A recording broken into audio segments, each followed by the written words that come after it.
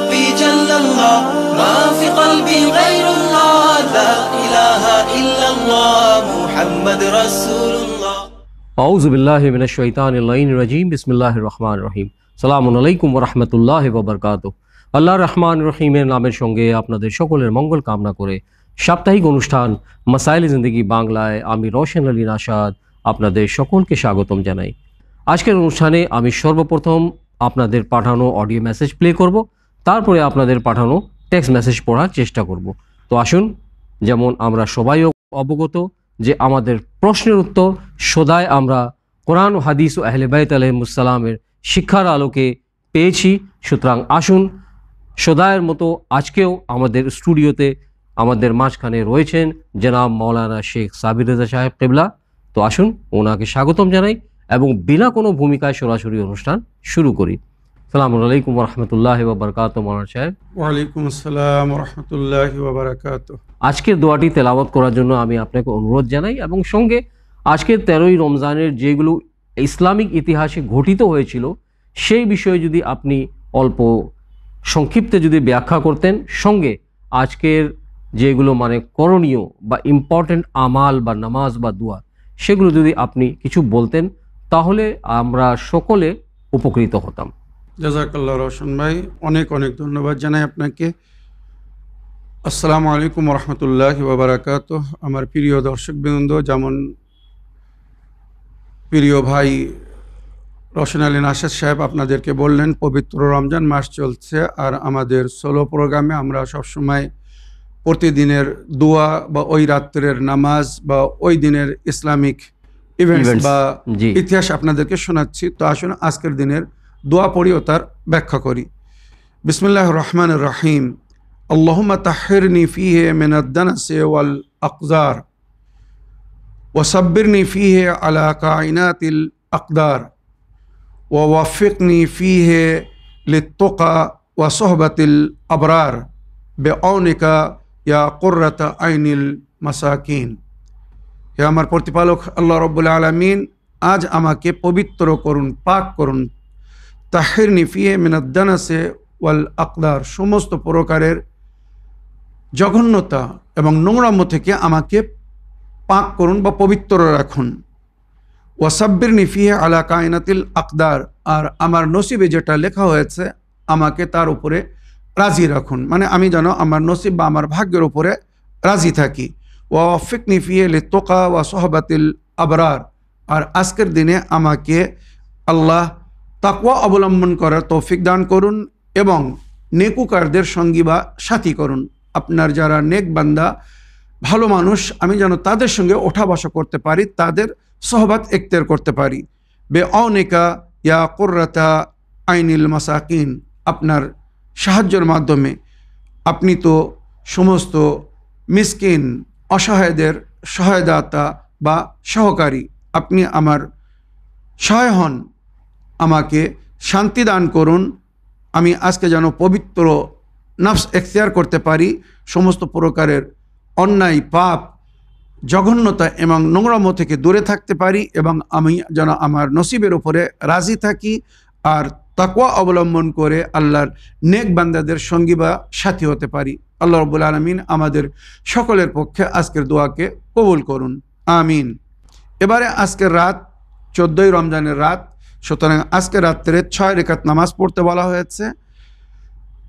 প্রতি রেখাতে একবার সূরা আল-হামদ আর 30 বার সূরা জিলজাল পড়তে বলা হয়েছে। মনে রাখবেন, একবার সূরা আল-হামদ আর 30 বার সূরা জিলজাল। এবারে যদি কেউ সূরা জিলজাল না পড়তে পারে, মুখস্থ না থাকে বা দেখেও যদি না পড়তে পারে, তো সূরা জিলজালের জায়গায় সে সূরা কদর, ইন্না আনজালনাহু ফি লাইলাতিল কদর বা সূরা তৌহিদ, সূরা ইখলাস বা কুল হুয়াল্লাহু আহাদের সূরা পড়তে পারে।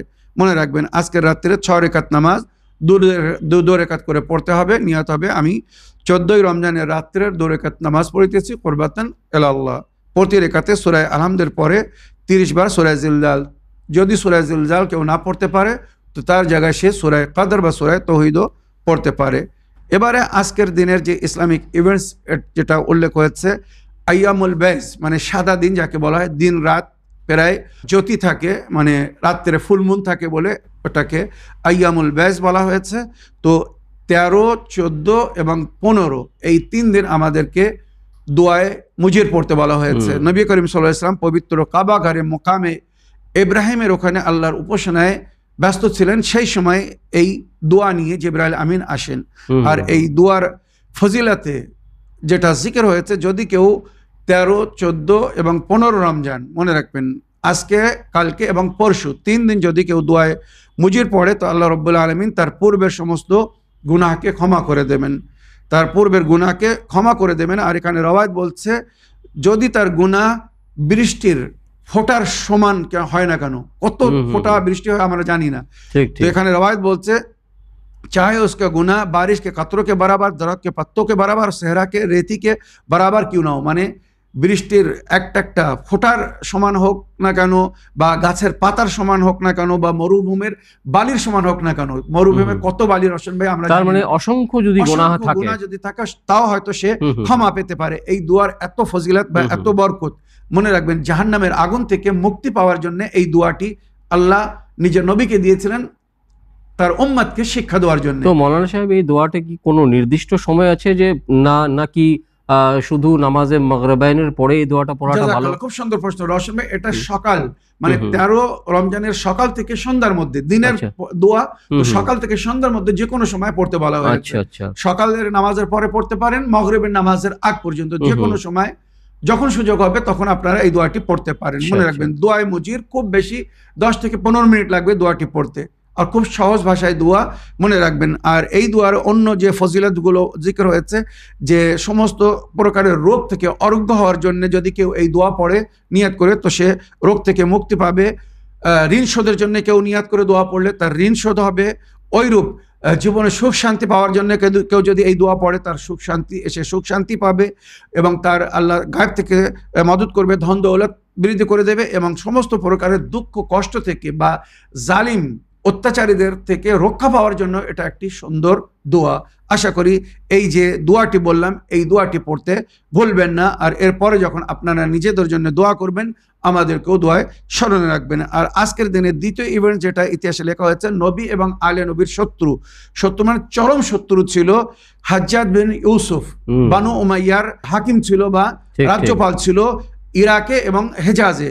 সে আজকের দিনে ওয়াসিলে জাহান্নাম হয়েছিল, মনে রাখবেন। তো আশা করি এই যে সংক্ষিপ্ত ইভেন্টস বললাম আজকের দিনের, আশা করি আপনারা এর থেকে অবগত হয়েছেন বা ইনশাআল্লাহ বুঝতে পেরেছেন। প্রিয় দর্শকবৃন্দ, আসুন সময় হচ্ছে আপনাদের অডিও মেসেজ প্লে করার। দেখি কার কি প্রশ্ন বা কে কি জানার ইচ্ছুক। আসসালামু আলাইকুম, আমি শরীফ শেখ বলছি কলকাতা নিউটাউন থেকে। আশা করি ভালো আছেন, আল্লাহ ভালো রাখুন। মাসাইলে জিন্দেগি এখন জনপ্রিয় হয়ে উঠেছে। প্রশ্নটা হচ্ছে, কত বয়স পর্যন্ত রোজা না রাখলে পাপী হবে, আর কত বছর বয়স বেশি হলে রোজা না রাখলে পাপী হবে না, ছাড় আছে? দ্বিতীয় প্রশ্ন হচ্ছে, যে রোজদার রোজা করতে পারলো না, সে একজন মানুষকে রোজার যা খেতে ভালোবাসে সেগুলি তাকে দিতে হবে, কিন্তু সেই দেশে ফকির এবং সেরকম কোনো মানুষ পাচ্ছে না, তাহলে সেই পয়সা কোথায় দেবে? কোনো মসজিদে, কোনো মাদ্রাসায় বা কোনো শিক্ষা প্রতিষ্ঠানে দিতে পারবে কি না? এই নিয়ে আলোচনা করার জন্য অনুরোধ রইল। আসসালামু আলাইকুম রহমতুল্লাহ বারকাতুহু। ওয়ালাইকুম আসসালাম রহমতুল্লাহ বাবরকাতুহু। প্রিয় শরীফ ভাই, প্রশ্নের মাধ্যমে মাসাইলে জিন্দেগি বাংলা অনুষ্ঠানকে সহযোগিতা করার জন্য, সদাই আমাদেরকে এনকারেজ করার জন্য এবং উভয় অনুষ্ঠানকে ফলো করার জন্য আমি অন্তর থেকে আপনার ধন্যবাদ জানাই।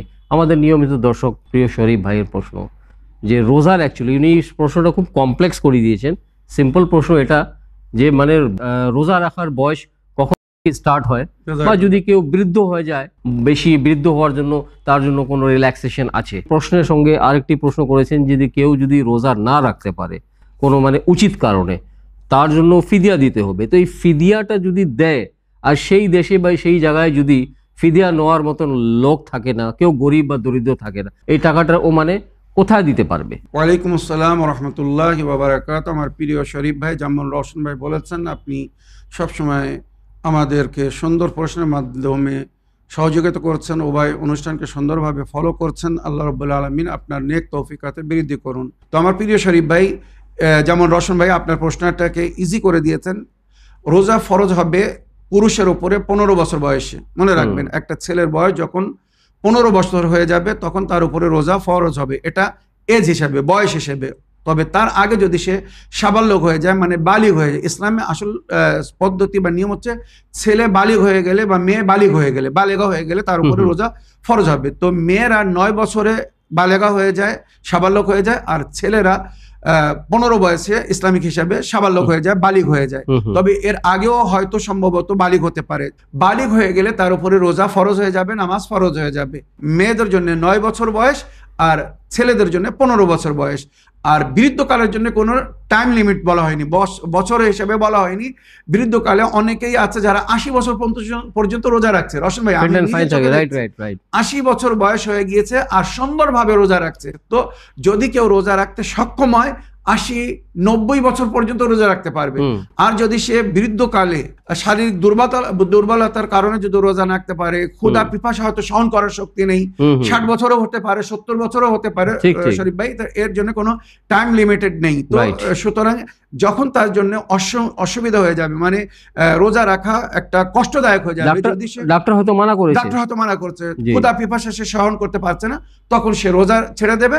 আর প্রতি রোজার বদলে তাকে একমুত তাম মানে 750 গ্রাম আনাজ, মানে চাল, আটা, গম ইত্যাদি, যেটা প্রধান খাদ্য, যেটা খাদ্য রূপে ব্যবহার হয়, এটা আল্লাহর পথে দান করতে হবে।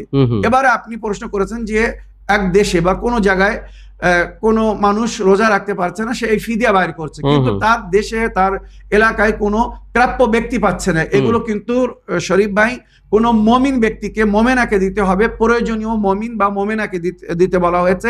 এই পয়সাটা কিন্তু অন্য কোনো কাজে লাগানো যাবে না। মসজিদ, মাদ্রাসায় বা কোনো ইসলামিক কেন্দ্রে কোথাও এই পয়সা দেওয়া যাবে না। এই পয়সা দিতে হবে গরিব অসহায় মমিনদেরকে, আর তাদেরকে বলে দিতে হবে যে এই পয়সাটা যেন আপনারা শুধু খাওয়ার ব্যবহার করবেন, খাদ্য কিনে ব্যবহার করবেন। এই পয়সাটা খাদ্য ছাড়া অন্য কোনো কাজে ব্যবহার করা জায়েজ হবে না। মনে রাখবেন, মনে করুন 1 মাস আপনি রোজা রাখতে পারছেন না, তো 1 মাসের রোজার পরিবর্তে প্রতিদিনের 750 গ্রাম চাল বা 750 গ্রাম আটা বা কি 750 গ্রাম গমের যে মূল্য, সেই মূল্য হিসেবে একটি অ্যামাউন্ট আপনি কোনো গরিব মানুষকে দিচ্ছেন, মমিনকে দিচ্ছেন, তো তাকে বলে দিবেন যে এই পয়সাটা পানাহারে ব্যবহার করবে, খাওয়ার কাজে ব্যবহার করবে, অন্য কোনো কাজে যেন ব্যবহার না করা হয়। আশা করি আপনার প্রশ্নের আপনি উত্তর পেয়েছেন। দর্শকবৃন্দ, আসুন আরেকটি অডিও মেসেজ শুনি, দেখি কোথা থেকে কে কি জানার ইচ্ছুক। আসসালামু আলাইকুম, মাসাইলে জিন্দেগি বাংলা, শেখ সাব্বির রেজা ভাইজান, রওশন ভাইজান, দুইজনকেই আমার সালাম।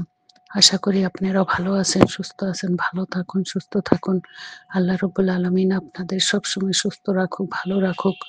আর মাহে রমজান মাসের বেশি থেকে বেশি নেকি করার তৌফিক সমস্ত সদস্য ও ভাই বোনদেরাও বেশি থেকে বেশি আল্লাহ নেকি করার তৌফিক আদায় করুক। আমিন ইয়া রাব্বুল আলামিন। আমার প্রিয় ভাইজান, রমজান মাসের লাস্ট শুক্রবারে যে কাফারার নামাজ, ওই নামাজের ব্যাপারে বিস্তারিত যদি আলোচনা করেন উপকৃত হব ভাইজান। সবাই উপকৃত হবে যারা যারা এই নামাজ আদায় করতে চায়। এই নামাজের ব্যাপারে আপনি বিস্তারিত বলবেন, কোন সূরা দিয়া পড়তে হবে, কি বিষান্তর, সবকিছু বিস্তারিত আলোচনা করবেন। আপনি ভালো থাকুন, সুস্থ থাকুন। খোদা হাফেজ।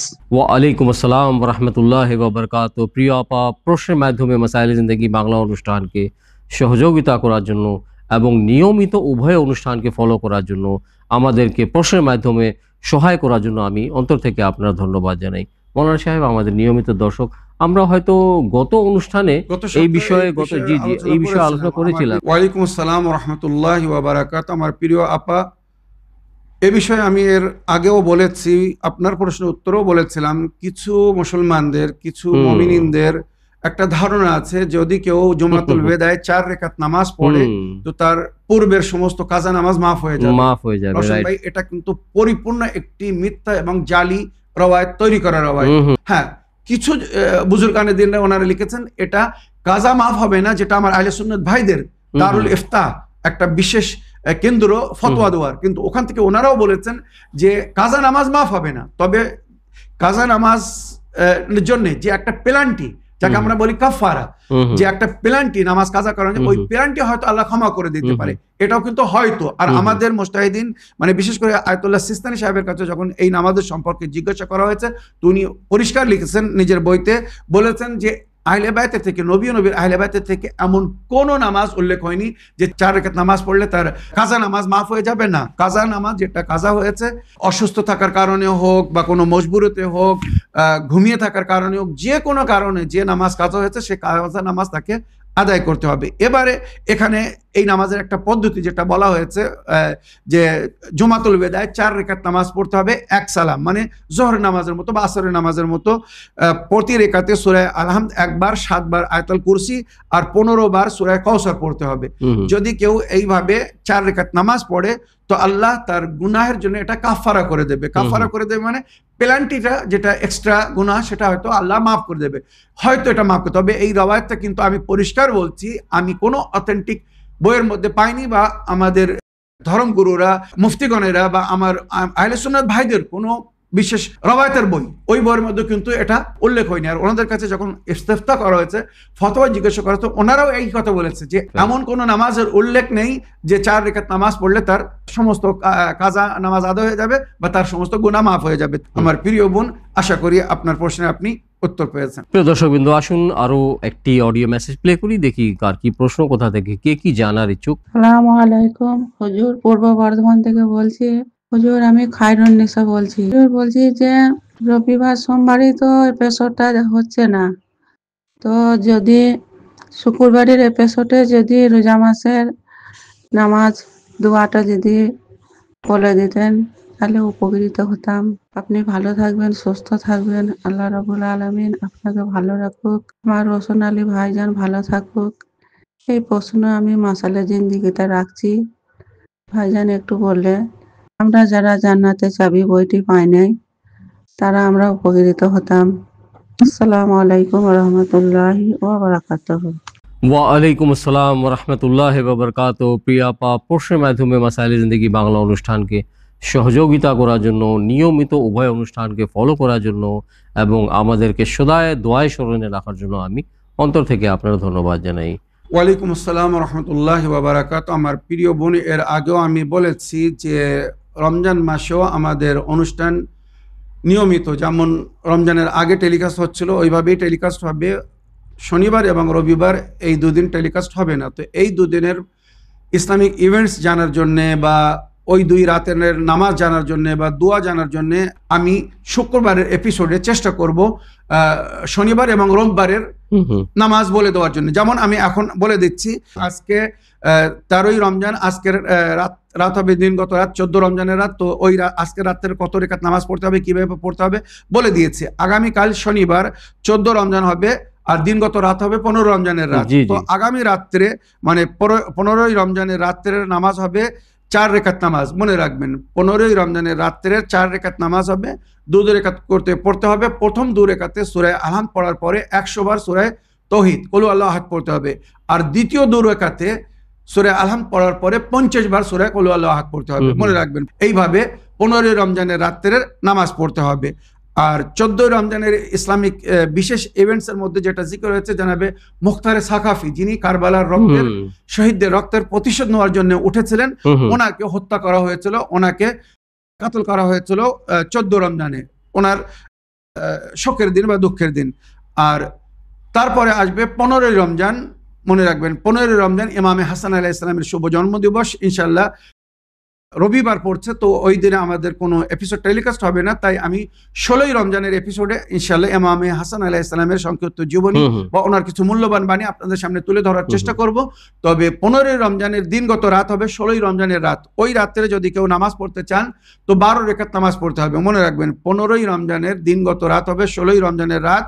ওই রাত্রে 12 রেখাত নামাজ পড়তে হবে, 2 রেখাত করে। আর প্রতি রেখাতে সূরা আল-হামদের পরে 12 বার আলহাকুমুত তাকাসুর, সূরা তাকাসুর 12 বার পড়তে হবে। কেউ যদি এই সূরা না পড়তে পারে তো এর জায়গায় সূরা কদর পড়তে পারবে বা সূরা ইখলাস কুল হুয়াল্লাহু আহাদ, সূরা কুল হুয়াল্লাহু আহাদ পড়তে পারবে। 12 বার আপনাকে পড়তে হবে। মনে রাখবেন, একবার সূরা আলাম আর 12 বার সূরা আলহাকুমুত তাকাসুর, নইলে সূরা কদর পড়তে পারবে বা সূরা তৌহিদ পড়তে পারবে, সূরায়ে আখলাস পড়তে পারবে। এটা হচ্ছে 16ই রমজানের রাত্রের নামাজ, 15ই রমজানের দিনগত রাতের নামাজ। তো আমার প্রিয় বোন, আশা করি এ সপ্তাহের নামাজের সম্পর্কে জানতে পেরেছেন।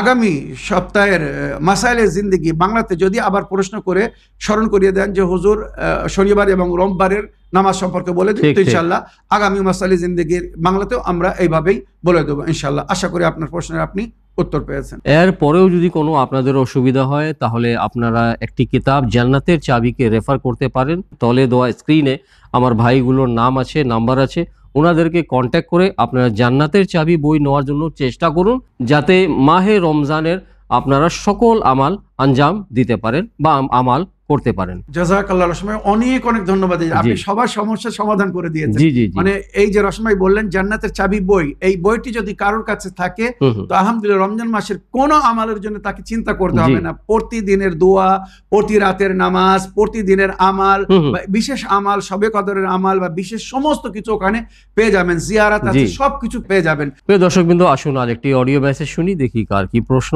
আসসালামু আলাইকুম হুজুর, পূর্ব বর্ধমান থেকে বলছি। আমার নাম খায়রুন্নিসা।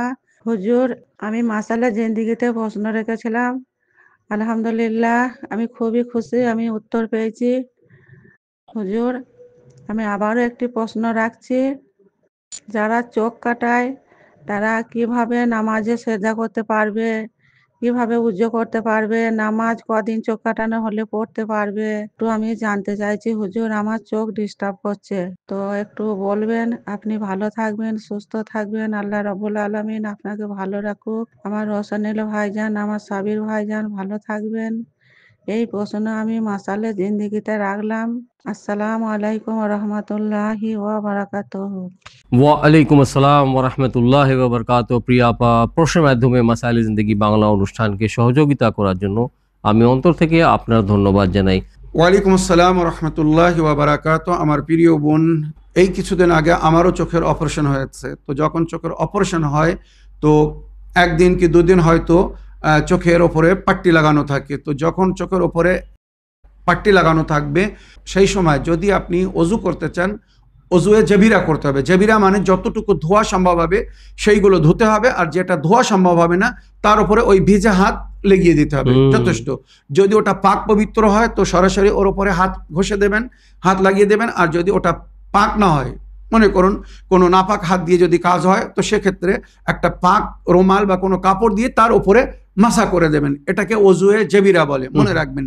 তায়াম্মুমের কোনো প্রয়োজন নেই। যদি আপনি অজু করতে পারেন তো তায়াম্মুম করবেন না।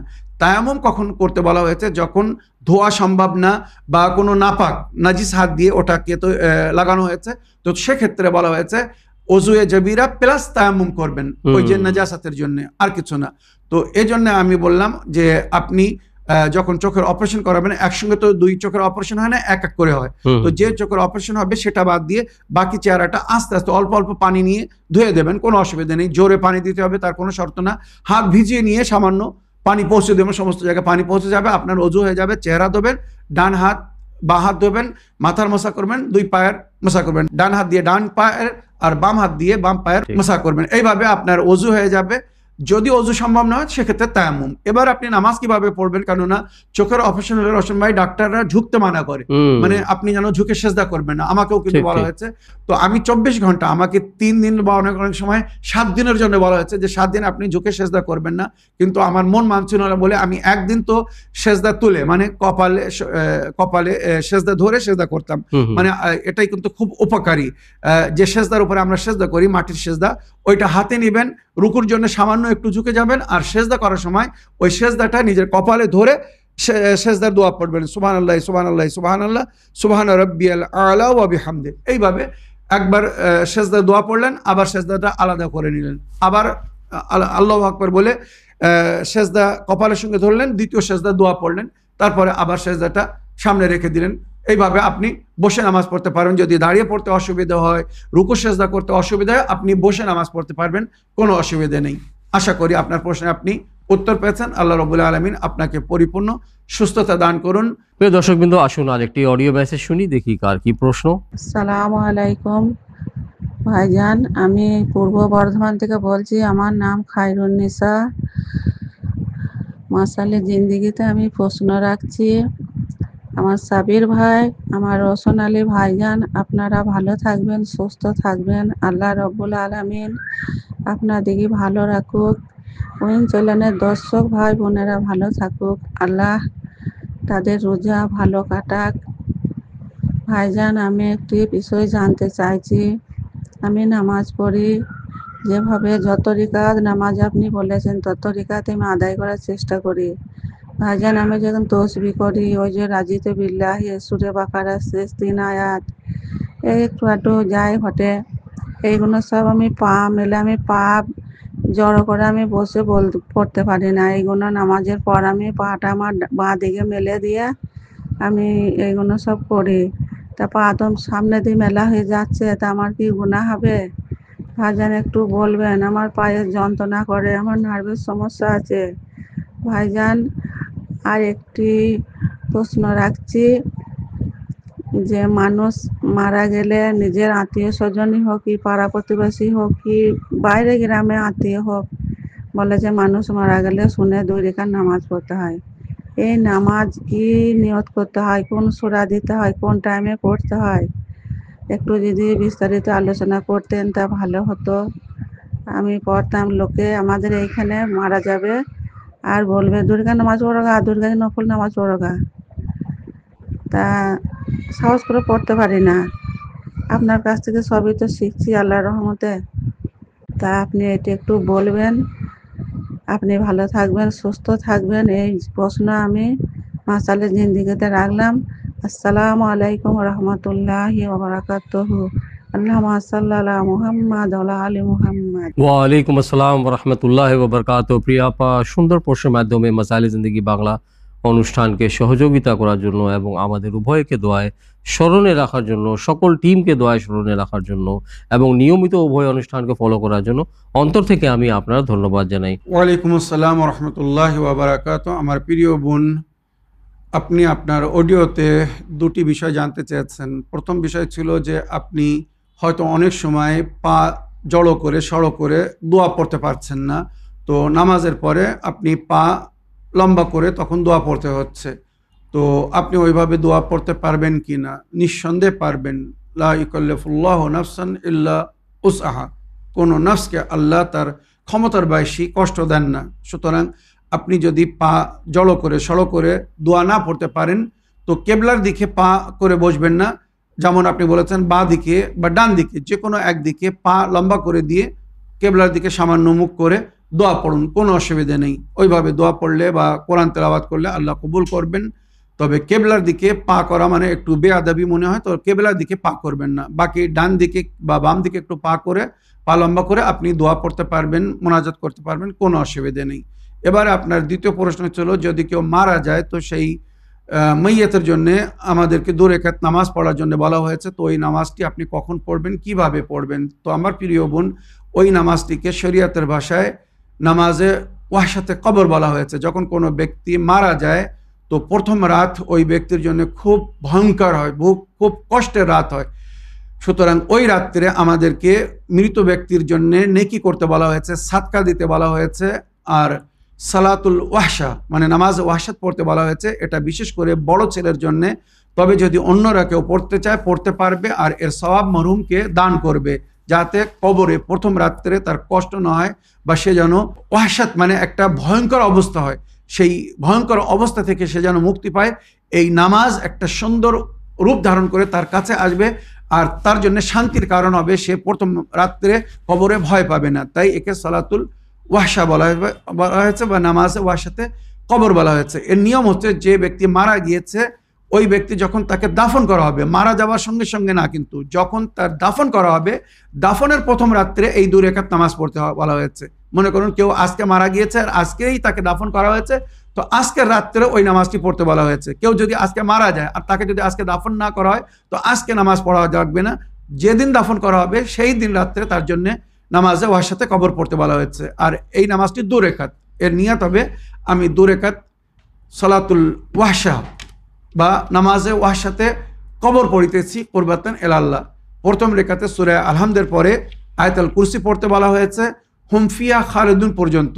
মনে রাখবেন আয়াতুল কুরসি যেটা ওয়াহুয়াল আলিউল আযীম পর্যন্ত আমার সাধারণ মুসলমান ভাইরা পড়ে, কিন্তু নবী ও নবীর আহলে বায়াত যেটা আমাদেরকে বলেছেন আয়াতুল কুরসি হুম ফিহা খালিদুন পর্যন্ত পড়তে হবে। নামাজে ওয়াশাত পড়ার সময়ও পুরো আয়াতুল কুরসি পড়তে হবে। তো প্রথম রেখাতে সূরা আলহাম একবার আর আয়াতুল কুরসি পড়তে হবে, আর দ্বিতীয় রেখাতে একবার সূরা আলহাম, আর তারপরে 10 বার সূরা কদর, ইন্না আনজালনাহু ফি লাইলাতুল কদর, 10 বার সূরা কদর পড়তে হবে। তারপরে নামাজ শেষ হয়ে গেলে এইভাবে বলতে হবে আল্লাহুম্মা ওয়াবআস সওয়াবহা ইলা কবরে ফুলান, আল্লাহ এই নামাজের সওয়াব অমুকের কবরে পৌঁছে দিন। বা আপনি এখানে মরহুমের নাম নিতে পারেন, আল্লাহ এই নামাজের সওয়াব অমুক মরহুমের রূহকে দান করলাম বা উপহার দিলাম। ইনশাআল্লাহ আল্লাহ রাব্বুল আলামিনের ফেরেশতার মাধ্যমে তার এই নামাজের সওয়াব তার কবরে পৌঁছে দেওয়া হবে, আর ইনশাআল্লাহ তার রূহ শান্তি পাবে, বা ওই যে ভয়ঙ্কর রাত, প্রথম রাত, ওই রাতের দুঃখ কষ্ট থেকে মুক্তি পাবে। তবে অধিকাংশ বলা হয়েছে ওই দিন সাদকা দিবেন মরহুমিনদের জন্য, তাদের নামে দান খয়রাত করবেন, আর বড় ছেলে যদি নামাজে ওয়াহশাতে কবর পড়তে পারে অতি উত্তম, আর যদি না পড়তে পারে তো কমস কম সাদকা দিতে যেন না ভোলে। এটা বিশেষ করে বড় ছেলের জন্য বা পরিবারের বড় যিনি দায়িত্বে তার জন্য বলা হয়েছে। আশা করি আপনি বুঝতে পেরেছেন। তো প্রিয় দর্শকবৃন্দ, আসুন অনুষ্ঠানের শেষ অডিও মেসেজ প্লে করি, দেখি শুনি কোথা থেকে কে কি জানার ইচ্ছুক, আর কি প্রশ্ন। আসসালামু আলাইকুম সাব্বির রেজা ভাইজান, আশা করি আপনি আপনার পরিবারের সকলকে নিয়ে সুস্থ আছেন। আল্লাহ আপনাদেরকে নেক হায়াত দান করুন। আমি বাংলাদেশ থেকে লতা বলছি। ভাইজান, আমি গত বছর আপনি চান রাতে যে নামাজগুলো পড়তে হয়, কত রাকাত নামাজ পড়তে হয় আপনি বলেছিলেন, তো আমি গত বছর নোট করে রেখেছিলাম কয়েক রাতের নামাজ। এপিসোড অফ থাকার কারণে সেই রাতগুলো আমাদের জানা সম্ভব হয়নি।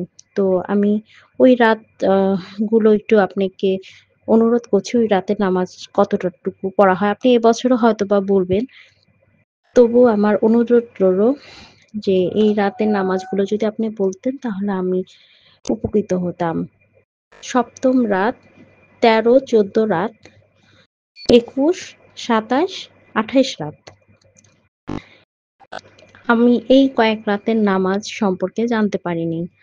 আর জান্নাতের যে চাবি বইটি আপনারা বলছেন, আমি ঢাকাতে বইটি অনেক জায়গায় খোঁজার চেষ্টা করেছি, এখনো আমার হাতে এসে পৌঁছায় নাই। চেষ্টা করছি, ইনশাআল্লাহ হয়তোবা পেয়ে যাব যদি বাংলাদেশে পাওয়া যায়। দোয়া করবেন। আসসালামু আলাইকুম ওয়া রাহমাতুল্লাহি ওয়া বারাকাতুহু। ওয়ালাইকুম আসসালাম ওয়া রাহমাতুল্লাহি ওয়া বারাকাতুহু। প্রিয় আপা বা বোন, প্রশ্নের মাধ্যমে মাসাইলে জিন্দেগি বাংলা অনুষ্ঠানকে সহযোগিতা করার জন্য, নিয়মিত উভয় অনুষ্ঠানকে ফলো করার জন্য আমি অন্তর থেকে আপনার ধন্যবাদ জানাই। আপনি অলরেডি আপনার সোলো অনুষ্ঠানে এইগুলো অলরেডি মানে বয়ান করেছেন কিন্তু যে নামাজের বিষয়, এবং আবার ওই মানে সেম প্রবলেম জান্নাতের চাবির খুব ডিমান্ড, তো মানে অনেকে মানে আমাদের বাংলাদেশে অনেক ডিমান্ড আছে। আশা করি ইনশাআল্লাহ এই সপ্তাহের মধ্যে বইটা ওখানে পৌঁছে যাবে। আমার প্রিয় বোন, আপনার প্রশ্নের উত্তর আমি আমার সোলো প্রোগ্রাম ইসলাম ইন বাংলায় এপিসোড নম্বর 1682-তে দিয়েছি বিস্তারিতভাবে। ওই সমস্ত রাত্রের নামাজের কথা বলেছি যে রাতগুলো আপনি উল্লেখ করেছেন। তো আপনি 1682 নম্বর এপিসোড দেখুন। তাছাড়া জান্নাতের চাবি যে বইটির জন্য আপনিও বলছেন, আশা করি এই সপ্তাহে আপনাদের দেশে পৌঁছে যাবে। এই বইটা যদি কারোর কাছে থাকে তো আশা করি রমজান মাসের দোয়া নামাজ আমাল নিয়ে আর কোনো অসুবিধা হবে না। আমি আমার সমস্ত দর্শকবৃন্দদের কাছে অনুরোধ করব, যত শীঘ্র সম্ভব আপনারা নিজেদের জন্য, আপনদের জন্য এই বইটা সংগ্রহ করে নিন, যাতে কোনো প্রকারের আমাল দোয়া নামাজ করতে অসুবিধা না হয়। আমার প্রিয় বোন, আশা করি আপনার প্রশ্নে আপনি উত্তর পেয়েছেন। তো প্রিয় দর্শকবৃন্দ, আসুন সময় হচ্ছে আপনাদের পাঠানো টেক্সট মেসেজ পড়ার। আসসালামু আলাইকুম, আপনারা ভালো থাকুন, সুস্থ থাকুন, আল্লাহ রাব্বুল আলামিনের কাছে দোয়া করি। আমি আঞ্জু বিবি বীরভূম থেকে বলছি। আমার প্রশ্ন হলো যে আমি মাগরিব এশার মাঝখানে নামাজগুলো পড়ছি, তারপর এশার নামাজ পড়ছি, তারাবির নামাজ পড়ছি। কোনো দিন যদি তারাবির নামাজ না হয় তাহলে কি রোজাটা হবে না? তো ভাইজান প্লিজ একটু বলবেন। দুই ভাইজানকে খুদা হাফিজ, এটা মাসাইলে জিন্দগিতে শুনতে চাই। ওয়ালাইকুম আসসালাম ওয়া রাহমাতুল্লাহি ওয়া বারাকাতুহু। প্রিয় বোন, প্রশ্নের মাধ্যমে মাসাইলে জিন্দগি বাংলা অনুষ্ঠানকে সহযোগিতা করার জন্য অন্তর থেকে ধন্যবাদ জানাই। তো মৌলানা সাহেব, আমার প্রিয় দর্শকবৃন্দ, মানে উনি মাগরিবের এবং এশার মাঝখানে যেগুলো নফল নামাজ সেগুলো ঠিকভাবে আদায় করছেন, কিন্তু এশার নামাজের পরে হয়তো কোনো দিন উনি তারাবি নামাজ পড়ার জন্য অসক্ষম। তার জন্য কি মানে এই তারাবি নামাজ যদি পড়া না হয় তার জন্য কি রোজাটা কি বাতিল হয়ে যাবে বা রোজা কবুল হবে না? মনে রাখবেন, এখানে আপনার প্রশ্নের উত্তরে আমি একটা কথা বলছি বোঝার জন্য বা বোঝানোর জন্য। মনে রাখবেন, যদি কোনো ব্যক্তি ফরজ নামাজ, মানে যদি কেউ ফরজ নামাজও রোজার মাসে ছেড়ে দেয়, আজবিল্লাহ সুম্মা আজবিল্লাহ, খোদা না করুক, কোনো ব্যক্তি যদি সকালবেলা ঘুমিয়ে থাকে আর সে যদি সকালের নামাজ না পড়ে, তো তার রোজা বাতিল হবে না। সময় জিনিসটা কিন্তু বুঝতে হবে। যদি কেউ জোহর আসরের নামাজে কাজাত করে ফেলে কোনো সফরে থাকার কারণে, কিন্তু সে রোজায় আছে, বা কোনো কারণে যদি তার রোজায় আছে কিন্তু জোহরের নামাজ পড়েন, তো জোহরের নামাজ না পড়ার জন্য তার রোজা বাতিল হবে না। বা মাগরিব এশারের নামাজ যদি কেউ না পড়ে, খোদার কাছে আপনারা শুনেছেন বা দেখেছেন অনেকেই আছে তারা রমজান মাসে রোজা রাখে কিন্তু তারা নামাজ পড়ে না। তো কোথাও শরিয়াতে লেখা হয়নি যে একদিন যদি নামাজ না পড়ে তো তার রোজা হবে না। যেখানে ফরজ নামাজ না পড়লে রোজা হচ্ছে, তো সেখানে যদি কেউ নফল, যদিও মানি যে নফল নামাজ যদি না পড়ে তো তার রোজা কি করে বাতিল হয়ে যাবে, এটা কিন্তু একটা উম্মতের ভুল ধারণা। আমার প্রিয় বোন, যেটা বাস্তব শরিয়াতে অথেন্টিক, সেটা হচ্ছে নবী করিম সাল্লাল্লাহু আলাইহি ওয়াসাল্লাম প্রতি রাত্রে তাহাজ্জুদ নামাজ পড়তেন। আর এটাই কিন্তু সমস্ত ধর্মগুরুরা বা রাওয়াতের মধ্যে ওগুলোকে কিয়ামুল লাইল, এই তাহাজ্জুদ নামাজকেই বলা হয়েছে। হ্যাঁ, রমজান মাসের কিছু বিশেষ উপাসনা বা ইবাদত ছিল যেটা নবী করতেন, নবী সাহাবীরা করতেন, এগুলো ফরাদা, মানে জমাতের সঙ্গে না, কিন্তু যা সেই নিজের সুযোগ সুবিধা হিসেবে বাড়িতে নামাজ পড়তো। ওই নামাজ না পড়লে যে রোজা হবে না, এমন শরীয়তে কোথাও বলা হয়নি। মাসাইল জিন্দেগি বাংলা, কিবলা ও রোশন আলী নাশাদ ভাই, সালামুন আলাইকুম ওয়া রাহমাতুল্লাহি ওয়া বারাকাতুহু। আশা করি দুজনেই ভালো আছেন। প্রশ্ন, খুমুসের আহকাম ব্যবসায়ী ও চাকুরিজীবীদের জন্য সমানভাবে প্রযোজ্য, জাকাতও কি তাই? যারা চাকুরিজীবী আছেন তারা যদি জাকাত দিয়ে ওয়াজিব পালন করতে চায়, তাদের জন্য কি ইসলামে সে সুযোগ আছে কি? অনুগ্রহপূর্বক বুঝিয়ে বলবেন। আলী মেহেদি নূর, ঢাকা। ওয়া আলাইকুম আসসালাম ওয়া রাহমাতুল্লাহি ওয়া বারাকাতুহু। আলী মেহেদি নূর ভাই, প্রশ্নের মাধ্যমে মাসাইল জিন্দেগি বাংলা অনুষ্ঠানকে সহযোগিতা করার জন্য ধন্যবাদ জানাই। প্রশ্ন যে মানে যারা জব করেন বা যারা মানে বিজনেস করেন, এই তাদের বিষয়ে মানে উনি জানার ইচ্ছুক যে এই যে মানে খুমুস যে দেই আমরা, তো এই খুমুস সবাই দেই আমরা, ঠিক আছে, ব্যবসায়ীও দেই প্লাস মানে যারা স্যালারি এমপ্লয়ি তারাও দেই। তো ওনার কথা হচ্ছে যে যারা জব করেন তাদের জন্য কি মানে শুধু জাকাত দিলেই যথেষ্ট? এই জাকাত দেওয়াটা কি মানে যথেষ্ট হবে, নাকি আবার বা খুমুস এবং জাকাত উভয়ে কি ওয়াজিব যে দিতেই হবে, নাকি অন্য কোনো অপশন আছে? ওয়ালাইকুম আসসালাম ওয়া রাহমাতুল্লাহি ওয়া বারাকাতুহু। আমার প্রিয় ভাই আলী মেহেদি নূর সাহেব, জাকাত এবং খুমুস শরিয়াতে ইসলামের দুটি ভিন্ন জিনিস, দুটো কিন্তু এক জিনিস না। জাকাত সাধারণ মুসলমানদের মধ্যে যারা অভাবী, গরিব, দরিদ্র তাদের জন্য, মানে প্রাপ্য ব্যক্তি হিসাবে। আর খুমুস রসুল আলে রসুলের হক। মনে রাখবেন, জাকাত সকলের উপরে ফরজ না, জাকাত কিন্তু সবার উপরে ফরজ না। জাকাত পরিমাণ হিসেবে যদি হয় তখন ফরজ হয়ে যাবে। যেমন চাল বা গম ইত্যাদির জন্য বলা হয়েছে, গম, জব, খেজুর বা কিশমিশ যদি 847 কেজি উৎপাদন হয় তখন তার থেকে একটি বিশেষ পরিমাণ জাকাত দিতে বলা হয়েছে। এগুলো কিন্তু চাষিদের জন্য। ওইরূপ গরু, ছাগল, ভেড়া, দুম্বা ইত্যাদির উপরে বা উট ইত্যাদির উপরে জাকাত কখন, যখন 40টি হবে তো তার থেকে একটি দিতে হবে। একটা নির্ধারিত পরিমাণ আছে। সোনা বা রৌপ্যর উপরে জাকাত, তবে এটা কিন্তু সিক্কা মানে কয়েন হতে হবে, পয়সা হতে হবে, আর চলিত পয়সা হতে হবে, যার এখন যুগ নেই। তো মনে রাখবেন, জাকাত সকলের জন্য নয়। যদি নির্ধারিত পরিমাণে উৎপাদন হয় বা পশু পাখি প্রাণী থাকে তখন তার উপরে জাকাত। জাকাত সকলের জন্য না, কিন্তু খুমুস রসম ভাই সকলের জন্য। খুমুস কিন্তু কারোর উপরে মাপ নেই। গরিব, ফকির, দরিদ্র সারা বছর খরচের পরে যদি 5 টাকা থাকে তো তার থেকে 1 টাকা তাকে খুমুস দিতে হবে, 5 ভাগের 1 ভাগ, 20%। খুমুস কারোর উপরে মাপ নেই। আপনি যেমন বললেন যে কোনো চাকরিজীবী ব্যক্তি, কোনো জব করছে এমন ব্যক্তি যদি জাকাত দেয় তো যথেষ্ট হবে, কখনো না। জাকাত একটা নির্ধারিত পরিমাণের উপরে রাখা হচ্ছে, কিন্তু খুমুস সবার উপরে ফরজ করা হয়েছে। খুমুস থেকে কাউকে মার্জনা দেওয়া হয়নি বা মাফ করা হয়নি। হ্যাঁ, যদি কেউ ঋণী ব্যক্তি হয়ে থাকে তো সে আগে ঋণ শোধ করবে, পরে খুমুস দেবে। মানে সারা বছরের খরচ পাতির পরে যেটা বেশি থাকবে তার উপরে খুমুস দিতে হবে। এ বিষয়ে যদি আপনি বিস্তারিত জানতে চান তো ইসলামের বাংলা এপিসোড নম্বর 631, 632 এবং 823 আমি এখানে জাকাত খুমুস নিয়ে বিস্তারিত আলোচনা করেছি। জাকাত কিসের উপরে দিতে হবে, কাদেরকে দিতে হবে, খুমুস কিসের উপরে দিতে হবে, কাদেরকে দিতে হবে, ইনশাল্লাহ আশা করি ওখান থেকে আপনি জ্ঞান লাভ করবেন বা ওটা জানার পরে অন্যদেরকেও বলবেন। আপনাকে ধন্যবাদ জানাই। দর্শকবৃন্দ, সময় হচ্ছে অনুষ্ঠান শেষ করার, সুতরাং অনুষ্ঠানের শেষ টেক্সট মেসেজ পড়ি, দেখি কোথা থেকে কার কি প্রশ্ন বা কে কি জানার ইচ্ছুক। আসসালামু আলাইকুম মৌলানা সাহেব, আপনাদের দুজনকেই আমার সালাম। আপনাদের দুজনের জন্য আমার দোয়া ও শুভকামনা রইল। চ্যানেল উইন এবং মাসাইল জিন্দগি থেকে আমরা অনেক কিছু শিখতে পারছি, জানতে পারছি এবং অনেক উপকৃত হচ্ছি। আমি বাংলাদেশ থেকে বলছি। মৌলানা সাহেব, আমি যেখানে থাকি এই এলাকায় আমি শুধু শিয়া আসনা আশরি আর বাকি সব ওয়াহাবি, তাই আমি নাম প্রকাশে অনিচ্ছুক। আমার এখানে মানুষের অনেক আজগবি চালচলন। আমার আজকের প্রশ্ন, এক পাশের বাড়ির মহিলা রোজা রেখেছে, স্বামী স্ত্রীর মধ্যে ঝগড়া হয়েছে। এক পর্যায়ে স্ত্রী রাগান্তিক হয়ে স্বামীকে বলছে, আজ আমি তোর রক্ত দিয়ে ইফতারি করব। এই মহিলার রোজা বা উনার যে আচরণ তা সম্পর্কে কিছু বলবেন প্লিজ। আসসালামু আলাইকুম ওয়া রাহমাতুল্লাহি ওয়া বারাকাতুহু। আপনাদের সকলের জন্য সুস্থতা কামনা করছি। ওয়া আলাইকুম আসসালাম ওয়া রাহমাতুল্লাহি ওয়া বারাকাতুহু। আপনার প্রশ্নের মাধ্যমে মাসাইল জিন্দেগি বাংলা অনুষ্ঠানকে সহযোগিতা করার জন্য অন্তর থেকে ধন্যবাদ জানাই।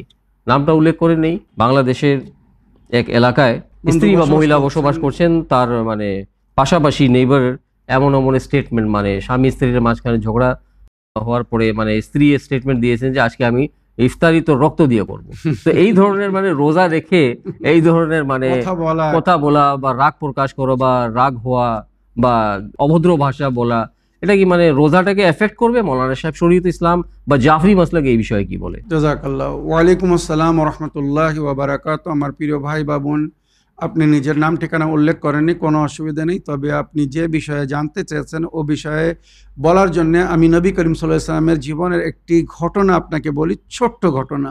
নবী করিম সাল্লাল্লাহু আলাইহি ওয়াসাল্লাম রমজান মাসে নিজের বাড়ি থেকে বাইর হয়ে রাস্তা দিয়ে যাচ্ছিলেন। এমন সময় একজন মালিকিনকে দেখলেন নিজের দাসীকে বকছে, মানে বিদ্রুপ ভাষা ব্যবহার করছে, যেমন এখানে স্ত্রী নিজের স্বামীর জন্য ব্যবহার করেছে, ওই রকম একজন মালিকিন তার দাসীর জন্য বিদ্রুপ ভাষায় কথা বলছে রমজান মাসে।